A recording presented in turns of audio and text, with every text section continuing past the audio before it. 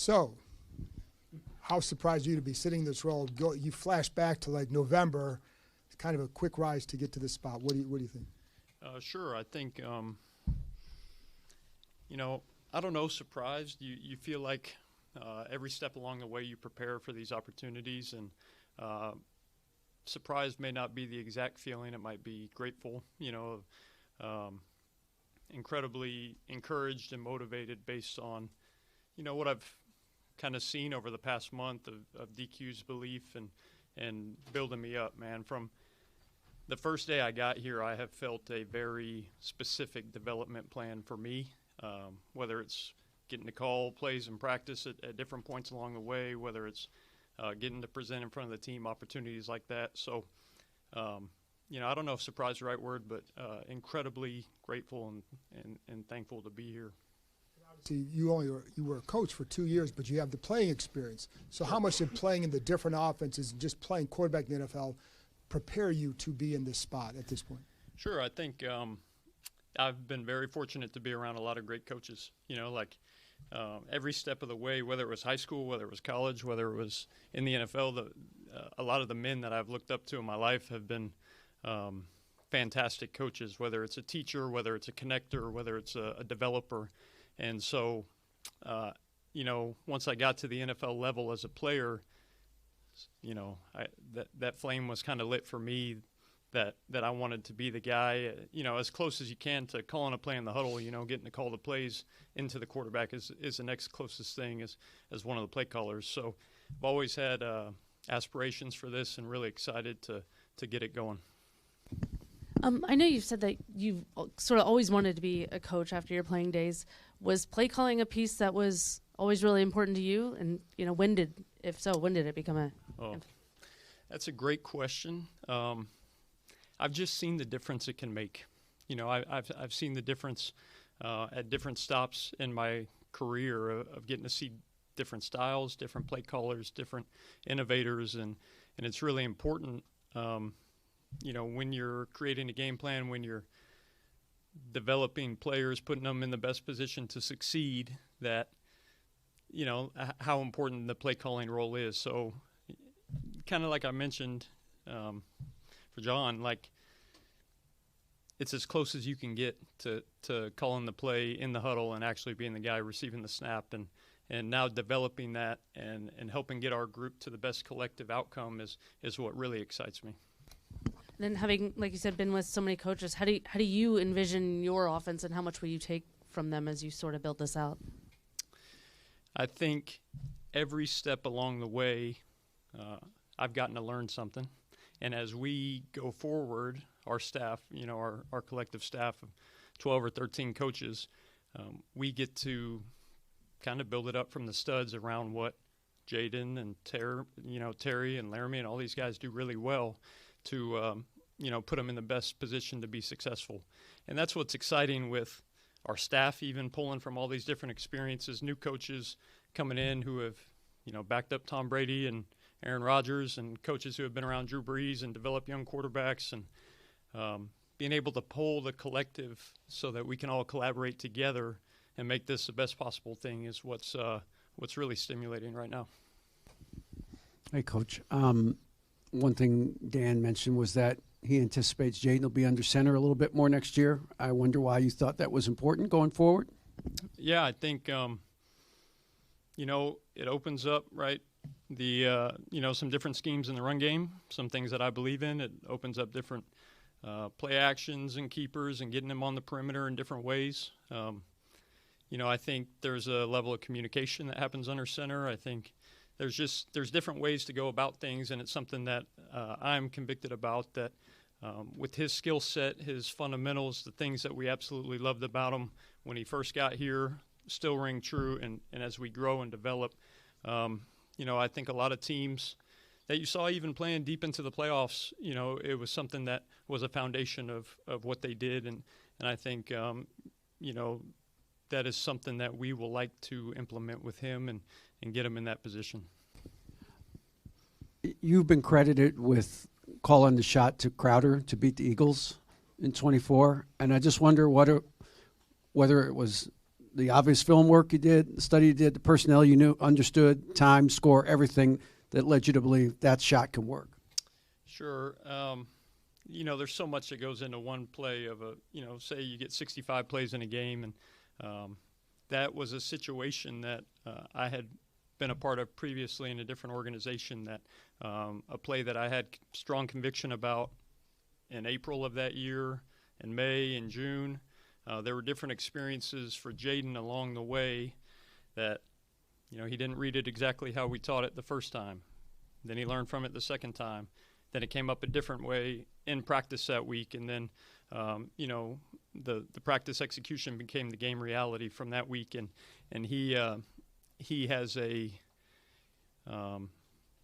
really kind of, he's got a gift. When you teach him something the first time, it just absorbs in there. So, I wouldn't say that was just me or any part of that. There's a whole collective group that goes into kind of creating one play that comes up on a Sunday, Thursday, Monday, so. Coach, you've obviously worked with Jaden since he got here, and you guys have a pretty tight-knit relationship. How would you describe your connection with him that you've built over the last 2 years, and what was his reaction when you got this role? Yeah, I think, that's one of the best parts for me, is that we have 2 years' worth of relationships already built up. There's already deposits in that bank that, we can pull from. If we're talking about, hey, what does he do well? What are we building now? A lot of those conversations have been had over the last 2 years. So it's not starting exactly from square one.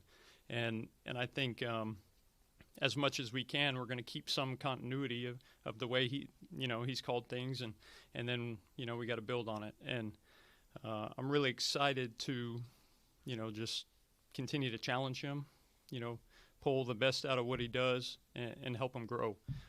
Because, we all know as he goes, this group will go, and it's really an exciting challenge and opportunity to just get him to his best.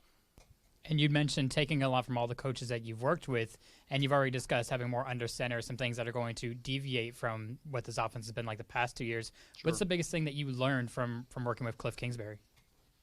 I think it's hard to ignore, how much stress, no huddle, the tempo element puts on a defense. And Cliff was incredibly gracious to me, just allowing me into his brain of how he thinks, how he sees the game, and what he has seen work. And so the last 2 years were incredibly valuable for me to see how he approached game planning, how he went about, teaching concepts. And he was incredibly gracious. So I'm really thankful I got that experience with him as a player and a coach.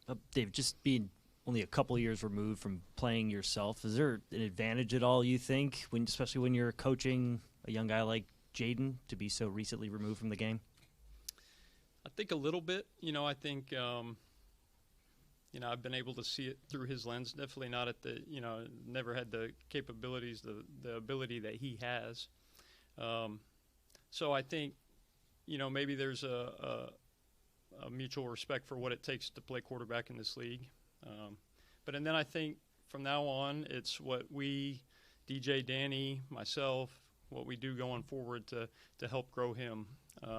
And he'll see quickly the value that we can add to his game and where we can get this thing going in the right direction. Hey, good afternoon, Coach. Congratulations. Thank you. We've gotten a small peek back in your days in Detroit and how you support your wife. I imagine some of that support is at least given back to you as well. Nikki got to ask your brother-in-law about his thoughts on your getting promoted. Jaden has a very tight familial bond as well that we all know about. How important as a quarterback in the NFL, with so much of what you do being publicized and scrutinized and even criticized at times, is it important to have that away from the spotlight support system to lean on? It's everything, man. When I can walk out of here and go home and I get to be dad and husband to my beautiful wife and dad to my daughter and one on the way, it's it's the why you do things. And Melissa's been the backbone of our family, allowed me to sacrifice so much as a player, and then now coaching. It's no secret what goes into that, and I wouldn't be able to do it if she wasn't just lifting me up just like the wind beneath my sails. And so I'm incredibly thankful she gets it, having been an athlete, at the highest level. And it's really special, this past weekend, even though the game didn't go the way for the Patriots, it was special for, the way Christian played, and really proud of him as well. Have you had an opportunity to speak to Coach Blough since you got promoted? If so, how did that conversation go? We stayed in contact really over the last couple of years, as he knew I wanted to get into coaching, and so he has always been in my corner, and I learned a ton from Coach Blough, and he really taught me just cornerstone foundations of what quarterback play really was. But haven't communicated a whole lot since, but I'm sure we will touch base soon. Coach, congratulations and good afternoon. From everything that you've done already, from your time here to your time playing in the league, etc., now that you've been elevated to this position, what is it about you specifically that's going to positively impact this offense? I think I'm going to try to bring out the best in everybody. I think whether it's coaches or players, there's going to be standards set with regard to excellence, and holding those guys to it. I think I've been really fortunate, like I mentioned a couple times, to see it done at a really high level and understand that you can't, compromise on the standards of excellence, and our offense will be held to it. Our coaches will be held to it, and it's what I expect from myself. And, it's a really fun opportunity to kind of implement from the ground up what, the Washington Commanders offense can look like in 2026. David, first of all, congratulations. Thank you. Big opportunity for you. I know you've developed a really good rapport and relationship with Jaden over the last couple of years. You've challenged him. I'm curious, specifically Jaden, how's he made you better? Maybe how has he challenged you? Yeah, I think I kind of mentioned it. He's got an uncanny ability to just absorb anything you share with him one time. So the challenge to that is, okay, how can we stack on that the second time? Where can we take his teaching and not assume that, he's already reached his capacity to learn? How can we continue to build and take it from, when he first got here in 2024, the 101 level classes, and now, how do we take him to every time he takes the field Sunday, he's beating people between his ears, and at the highest level, just able to put our offense in the best position possible with his brain. And I think that challenge of giving him new content, new things to learn, new things to understand about playing quarterback in the NFL has been really stimulating for myself, for, the other offensive coaches, Brian Johnson, DJ Williams, Danny. When we think about what it can be for him, it's, how do we take him to that next level? You've said the word conviction a couple of times today, having a strong conviction about this, strong conviction about that. But sometimes convictions don't always play out the way you think they'll play out during a game scenario. So being adaptable, being a first-time NFL play caller, how will you kind of navigate those challenges? I had a wise coach share, it's about strong convictions lightly held. And so I think there's an adaptability that will be fluid. We're going to do what our guys do best.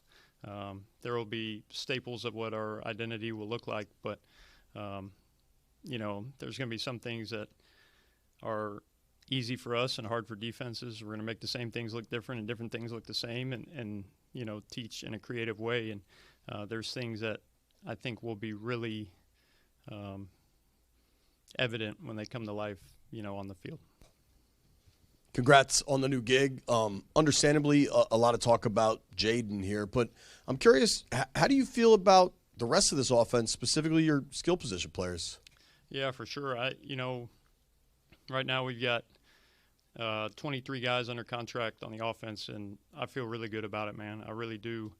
6 in the wide receiver room, returning Terry obviously at the top of the group, and it's our opportunity, it's our challenge to get the best out of every single guy in the skill position groups and up front, man. We bring back so many guys who played a ton of snaps on the offensive line, and the continuity there is going to be key, and a group that played really well last year. And so as much as we can, it's about the next 70 days for our coaching staff, evaluating our own players, acquiring new players, to figure out what we do best, and then implementing it so that, 200 days from now when we take the field, 220 days from now when we take the field, that we have put in a ton of work to put our guys in a position, teach what they do really well, to be at their best, week one. So I think we got a long way to go, but I think it's going to be a fun construction process. And then in the running back room, how do you view Bill? Like, how much growth potential is there, or are you a firm believer in kind of that committee approach we saw with Cliff? I think as everybody saw, all the flashes that Bill had in his rookie season, I think it's really exciting to think about what he can look like in a second year behind this offensive line. And I think, we've got one running back signed, so there will definitely be acquisitions that take place there. And, it depends exactly kind of how the room looks, but, man, incredibly confident in what Bill can be in this league as a starting running back. Hey, David, for a quarterback that has played primarily in pistol and shotgun through his college and NFL career, what kind of challenges will going under center kind of provide, and what does that kind of learning curve look like for Jaden? From like a 30,000 foot level, it's when we teach quarterback play, not to dive too far deep into it, it's simple things of taking a 7-step drop instead of taking a 5-step drop, or taking a 7-step instead of a 3. And so there's a lot, just basic fundamentals that go into that. But, even as the course of the last couple weeks of the season went on, he got more experience at it with a little bit of a transition from our offense, with Josh playing at the end of the year. And even on, when there were scout team reps to be had, when we were working it, this has been a work in progress all the way through. So it won't be completely new to him. He's got a ton of time with coaches, that he's worked with in California to kind of grow in that area. And we'll hit the ground running on that. Those last couple of weeks when he was not on IR but practicing but not playing, were you guys getting in work along those lines? Were you starting to kind of work on kind of specific things with him that you kind of thought you can improve on? I think it starts with any player in that situation. It's growth areas. So that was one area we saw for growth. And, so as much as we could, we worked it for his intentional development plan. And I think, we saw it even in the 4 weeks at the end there that he wasn't playing, 5 weeks. Hey, David, congratulations. Thank you. When people discuss this, your limited experience coaching comes up, as you might have heard. But you also played quarterback, unlike a lot of the other offensive coordinators in the league. How do we translate 5 years or so of playing quarterback in the NFL equals to how many years of coaching? I think it's a fair question. I think, what I can kind of lean on is whenever those conversations have happened between the most important relationship in my eyes, between the quarterback and the play caller that I've seen take place, I've gotten to be in the room for all those conversations. Whether it was Matthew in Detroit, or Jared in Detroit, or Kirk in Minnesota, or Kyler in Arizona for a little bit. It's like you get to be in the room where all those conversations take place, and you hear how the coordinator thinks. You hear, so while you're not maybe calling the play in the huddle as a backup like I was for the majority of my career, you get let in the chess match, of what a play caller is thinking, being on the headset, hearing the play call come in, the dialect, all the little things that go into making a well-oiled machine kind of run. And obviously, you talk to different people, family, mentors, others about whether to do this. What do they think about this? Ultimately, you have to decide what to do. What was that final conversation like with yourself of like, I don't have to do this now. It's still got a long way to go, or hey, you never know where this opportunity will come up again. I think when these opportunities come up with the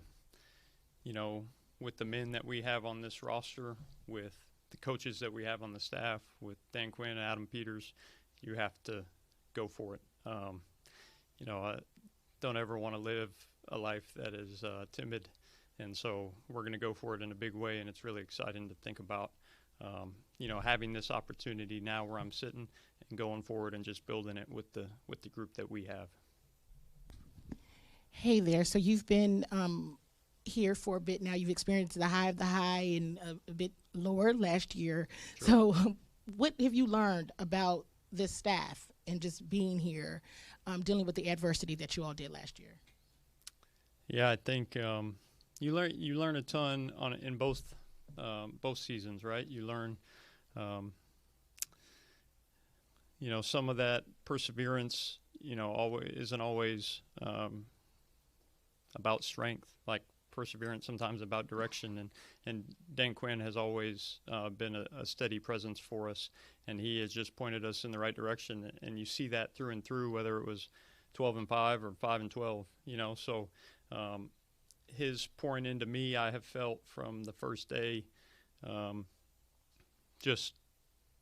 have felt that for me, but I've seen it for every single member of our organization, and that's something that you can't overlook when you make decisions that you want to be a part of this, and so that was really special. And then I think on the coaching staff, you learn, in the hard days, that there's a lot of men in this group that we can get in the foxhole together, and we're going to go battle it out, and we're going to treat each other with respect. We're going to communicate at a high level and go and really go after this thing.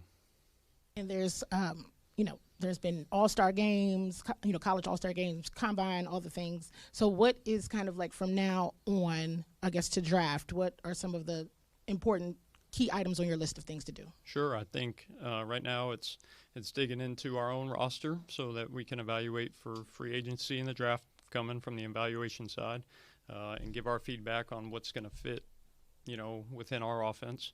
And then, with the offensive staff, it's building exactly what we want this to look like come September. So that's what the work we're doing daily is. We finished, pretty close to finished staffing. So, now it's kind of constructing exactly what we want the offense to look like with regard to concepts and formations and how we're going to, get after it. Hi, Coach. Congratulations on this opportunity. You spoke earlier about your development while being here. Where do you feel that you've grown the most being here?